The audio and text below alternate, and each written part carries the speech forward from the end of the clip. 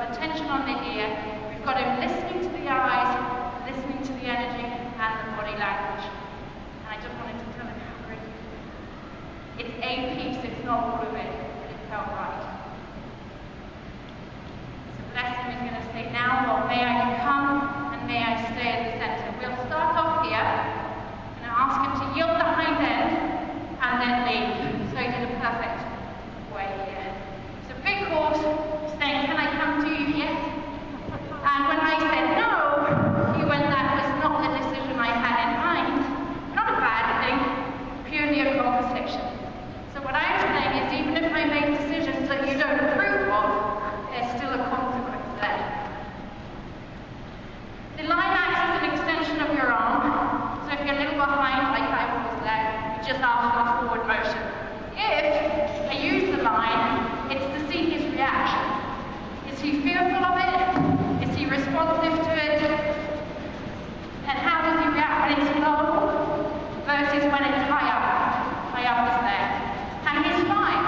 Gives me a piece of the history that lets me know he's not fearful of that. We're going to slow down again. Just build up even. But it still lets you know that if he has an idea, he'd love for you to follow through with that idea. I'm going to thank him for leaving. Step back at 45 back here. That's him. Pick up the feet more, my feet. And you'll see him pick up his feet. I'm going to say, but we always stop after we do one thing. So we're building that turn. And I'm going to ground my feet with the weight of my heels. And you'll see him stop. I wanted to show you that, because if you're not picking your feet up enough, and you're putting the weight on the heels, I'll do it again in a bit, you'll slow him down. So forward we go. You're okay. Forward we go. Light feet. Light feet. You'll see his light feet. Heavy feet. And the weights in the all back here, heavier horse. Light feet, light horse. Good job, we keep going. So now, too early. Now, good job. We draw in energy, but keep your feet moving. He'll come in too. That's an energy bubble. He did it there. So, that's visualizing a bubble, and if you keep it big, it's fine. For those that haven't heard about energy before, it means that you're visualizing and bringing the energy, putting it into the ground. He turned in. You did not see me slow down, and you didn't see the eyes going off the horse. That was energy. So, energy up. We drive it forward. Bigger bubble, forward motion. Forward feet, bringing the energy down into the feet. We've got to get it past this magnet. Okay, breathing into the feet, keeping the motion going, energy into the ground. Can you guys see that? Just nod for me if you can. No, yes, I'm not. Okay, good. That's important because people are asking, why is my horse turning in when I'm driving correctly? Because your energy's not out there. Why is my horse turning in if I put my eyes behind? Because you just told him to yield his hind end. These are the subtleties of the language. We're going to do some more because he's still game. If I'm looking for him to follow, I can keep my eyes sort of on him, but my shoulders are round and the motion is smooth. I want to be slightly out in front of him, and as he tells me, the gate's just here, and you'll see him cut me off because he knows the language, and he's saying, you know the language, and you missed the gate. You'll now see him slow down because he said, but you missed that gate.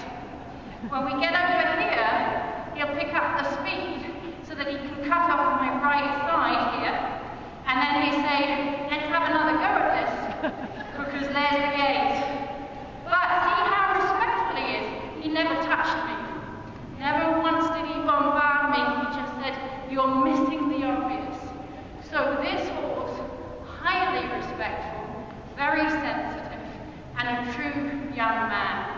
So if he thinks that we're not doing it right, we could do another action. Now if I didn't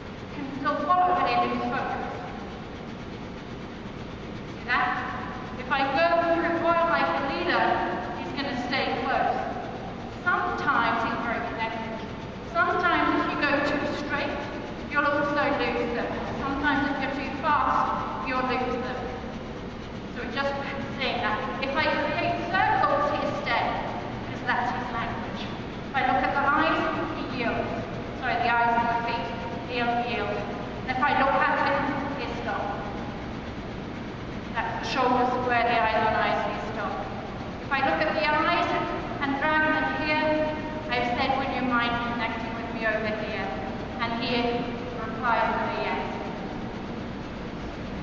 So this is not a learned language between him and me. This is a learned language when he was born with all of his family and the mares that they held would have shown him this. And what you're doing is bridging the gap to say, I know how you operate with your eyes, I know how you operate with your body language, and I will bridge the gap between the two as much as possible. The only thing I'm missing with him would be turns that I'd love to build in and see which way he turns. And if he's up for that, we'll build that in, and that gives another piece of the contract. So a nice breakaway, back at 45, keeping the forward motion going, even over here. He says, remember, we weren't going to do more, but I didn't make a promise, so we're opening. I'd like to create a turn to the outside. I will visualize that turn, set him up for success with his nose inwards, and try a turn. There we go. Nice turn. I look for a turn to the outside because it can build trust. He's putting me in a blind area, hence it builds trust. Looking at the turn to the outside for safety, because it's actually safer for them to leave that way than face up. Also looking for a turn to the outside because of ground driving, and otherwise you get caught up in the lines, and it will be a conflict. I'm going to ask him to walk, keeping this hand up so he knows that we're slowing down, but he's not coming in. The walk is a sign of relaxation in here, and up until now we've trotted and he's come in, so we have to negotiate that piece. The walk is the hardest game to work at because they get distracted, and my young fella here will get distracted at the walk. So I can't take my eyes off. If I do, he comes to me, so the eyes have to stay on. Usually I use the eyes to slow down, and you're seeing how it falls apart often at the walk. So I'm going to think walk instead. And I'll do that again, so you've got it for a moment. And we think walk again in a minute.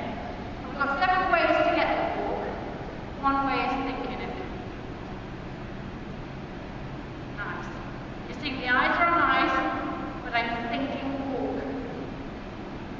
It's not perfect, but we did it.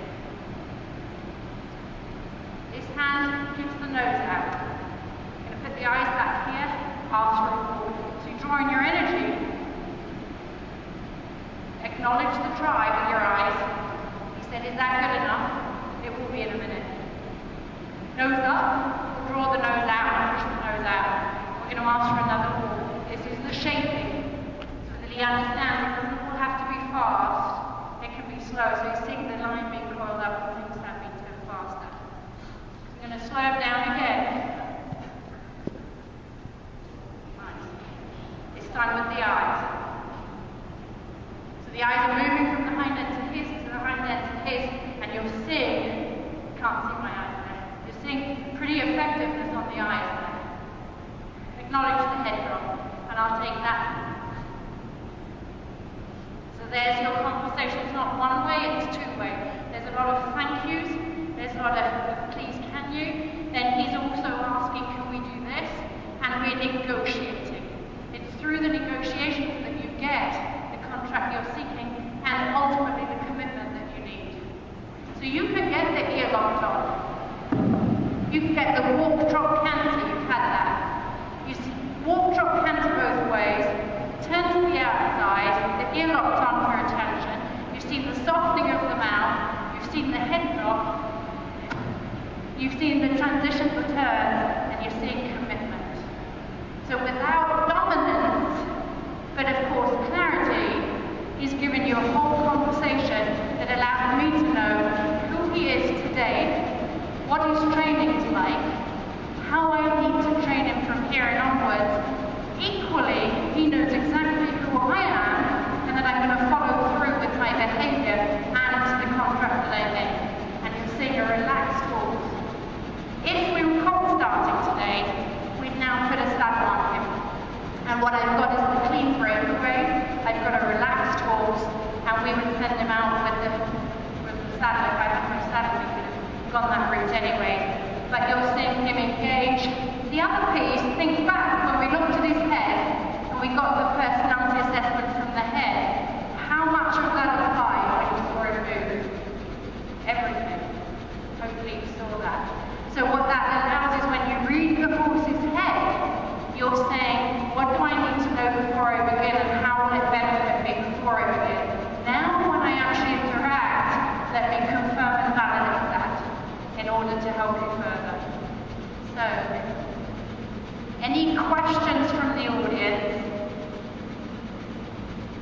always a good time to answer. And I'm going to ask you from what you heard me say from the facial features, and then what you